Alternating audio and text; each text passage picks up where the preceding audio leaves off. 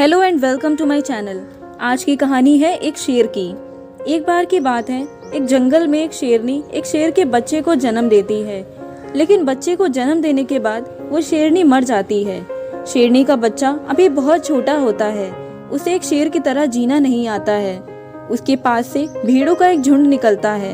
शेरनी का बच्चा उस झुंड में शामिल हो जाता है।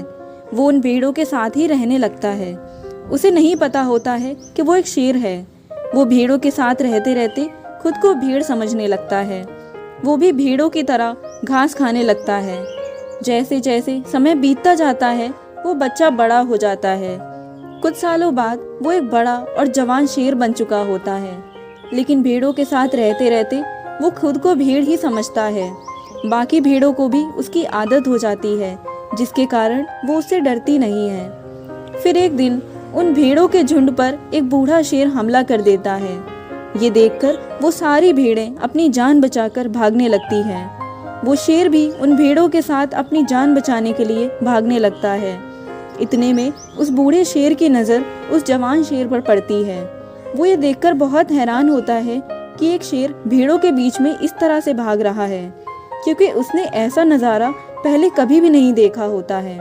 वो इस नज़ारे को देखकर ये भूल जाता है कि वो वहाँ शिकार करने आया है। वो बूढ़ा शेर उस दूसरे शेर की तरफ भागने लगता है। उस बूढ़े शेर को अपनी तरफ आते देख वो दूसरा शेर भी अपनी जान बचाने के लिए भागने लगता है। फिर काफी देर भागने के बाद वो बूढ़ा शेर उस जवान शेर को पकड़ लेता है और वो शेर एक भेड़ की तरह उस बूढ़े शेर से डर रहा होता है और डरते डरते उस शेर से कहता है कि मुझे कुछ मत करना, मैं तो एक मामूली सा भेड़ हूँ। इतना सुनते ही वो बूढ़ा शेर समझ जाता है कि इसके साथ क्या हुआ है।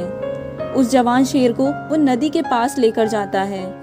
नदी का पानी बिल्कुल साफ होता है। फिर वो बूढ़ा शेर उस दूसरे शेर को अपना शरीर पानी में देखने को कहता है, तो वो शेर अपना शरीर पानी में देखता है। फिर वो बूढ़ा शेर कहता है, अब तुम मेरे शरीर और चेहरे को देखो तो तुम समझ जाओगे कि मैं तुम्हें क्या समझाना चाहता हूँ। वो शेर देखता है कि उस बूढ़े शेर का चेहरा और शरीर बिल्कुल उसी की तरह है। उस जवान शेर को सब कुछ समझ आ जाता है। उसे ये पता चल जाता है कि वो भेड़ नहीं बल्कि एक शेर है। इतना समझने के बाद वो जोर से दहाड़ता है। उसकी आवाज़ से पूरा जंगल कांप जाता है। अब उसका डर भी गायब हो चुका होता है। वो अपने अंदर एक अलग ही ताकत महसूस करता है।